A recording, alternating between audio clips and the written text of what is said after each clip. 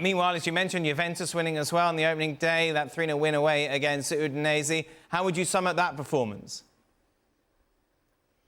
I thought Juventus in the first half didn't look like Juventus. They were playing in the opposition half. They were going at it. They were fun. They scored 3 goals in the first 45 minutes. Not something you often see from a Max Allegri Juve. In the second half, they tailed off. Again, I think it's a little bit understandable. Allegri saying, "All right, we got the game wrapped up. Let's sit a little bit further back." I'm hoping he learns from this. I'm hoping he learns from the fact that if you unleash Federico Chiesa, he's going to hurt opponents. But Vlahovic looks super motivated. They need a big season for him if they're going to compete at the highest level. Tim Weah, I thought, did all right until he got injured. Weston McKennie, we even had a Weston McKennie appearance in the second half. I think Juve still looking to find him a home.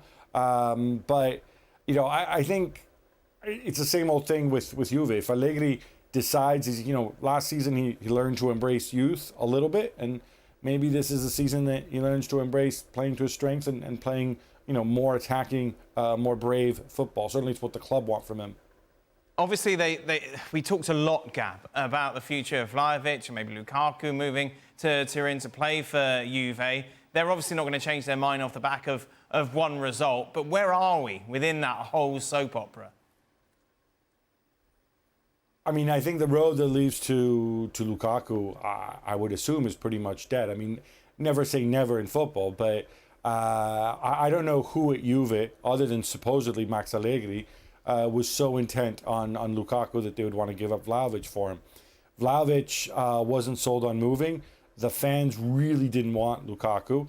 I think the bean counters were like, guys, is this a good idea, replacing Vlahovic with somebody who's 7 years older when, we've got serious financial difficulties and we've embarked on this program of youth.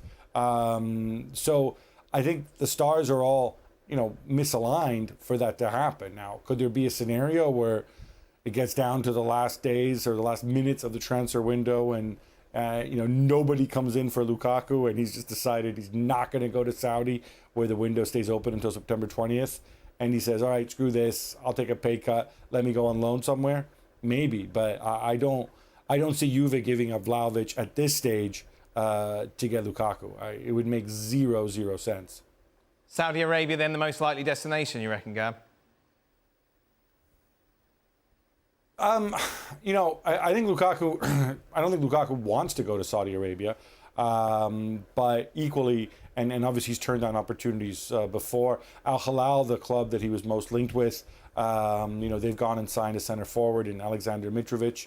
But equally, I think the conversation hasn't gone away. And if he doesn't get a club in Europe that suits him, where he wants to go, and where and also suits Chelsea, come September 1st, there's really no other place for him to go unless he wants to sit on the bench and or not even on the bench, in the stands at Chelsea. I think Pochettino was very clear. Could there be potentially some weirdo way back if Chelsea don't manage to sign a striker, if Broja doesn't come back from his injury, if Jackson, something happens to Jackson and materially they're short on bodies up front?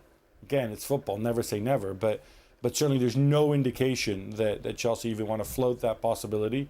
And I think, like we said, it's going to be one of the huge mysteries. What caused Romelu Lukaku to paint himself into this corner where now he has no options and potentially he could not be playing football until January? Well, thank you very much for watching ESPN on YouTube. For more sports highlights and analysis, be sure to download the ESPN app. And for live streaming, premium content, and let's not forget as well, ESPN FC 7 days a week. Subscribe to ESPN Plus.